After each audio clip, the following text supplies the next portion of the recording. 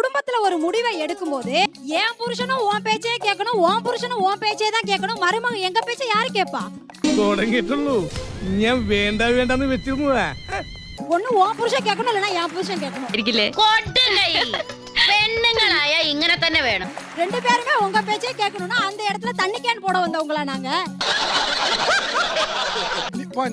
நீங்க வருங்கால மாமியார் பேசிட்டு இருக்கீங்களா இல்ல உங்க மாமியார் பேசிட்டு இருக்கீங்களா? வீட்டுல பேச முடியாதெல்லாம் അതെ അതെ, തനിക്ക് അവിടെ ഇവിടെയും പറഞ്ഞു കൊടുത്ത് കടിപിടി കൂട്ടിക്കുന്ന സ്വഭാവമുണ്ട്. അതിനല്ലേ കിഴിഞ്ഞു കിഴിഞ്ഞു ചോദിക്കുന്നേ, ആണം കേട്ടവൻ.